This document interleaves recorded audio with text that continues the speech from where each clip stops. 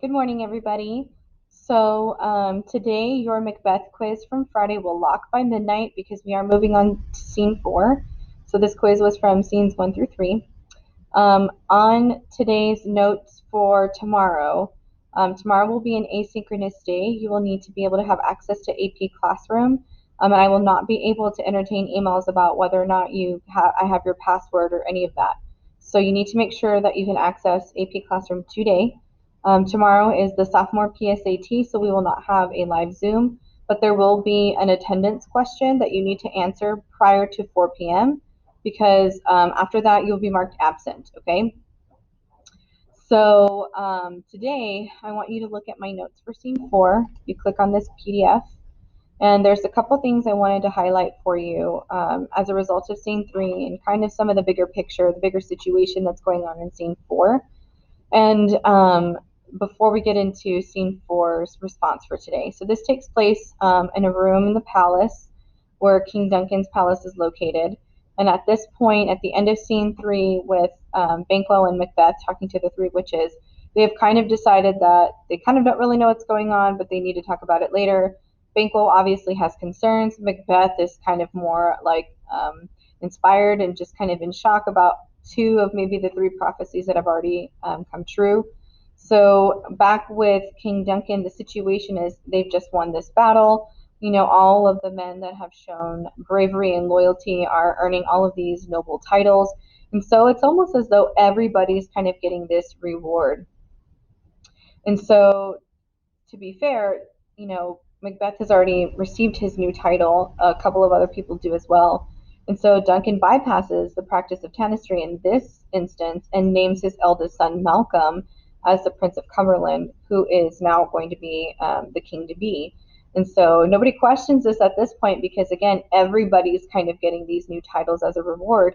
And so ultimately, Duncan feels like, you know, everybody that's there supports him. So whatever decision he makes will not be as contested.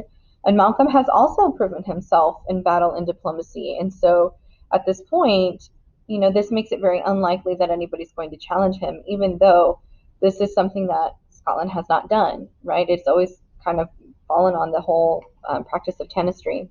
But Malcolm is of age, so it's a really sticky situation. But when Macbeth hears this, immediately to himself, he says, you know, as you can see in this third or this little second bullet point here, he says, the Prince of Cumberland, this is a step on which I must fall down or leap over, for in my way it lies. Stars, hide your fires, let not light see my black and deep desires. So Macbeth has an issue with this because he was very clear that the witches said he was going to be king. All the stars kind of had aligned in that point, and so now with Malcolm, you know, now being this huge obstacle, something he was not prepared for. But continue looking and paying attention for the motifs of fair versus foul and appearance versus reality. So that was clearly one, right? That fair versus foul. It's great for Malcolm, horrible for Macbeth. Um, but at the same time, you know, Macbeth appears to be grateful, but in reality, he's kind of already plotting murder in some situations. So then also Duncan, you know, has the same idea when he talks about the Thane of Cawdor, which is kind of foreshadowing. But he says, there's no art to find the mind's construction in the face. He was a gentleman on whom I built an absolute trust. So when somebody is a backstabber, they will never say it to your face, right? When you feel the utmost betrayal, it's by someone of whom you trusted.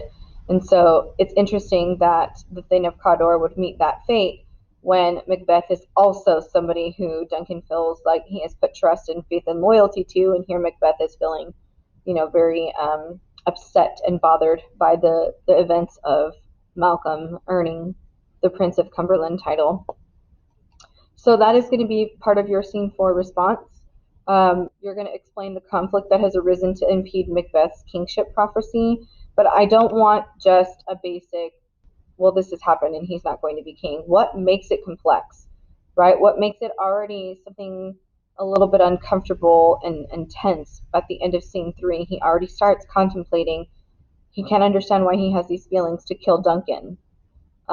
So think about what's making it difficult for him to process all of this right now and be very specific in that because, again, it will help you when we start looking closer at these characters, especially with the motifs of fair versus foul and appearance versus reality. All right, tomorrow, don't forget, we are asynchronous. There will be no live Zoom. There will be a video, a brief video explaining the directions for the day and an attendance question that need to be complete by 4 p.m.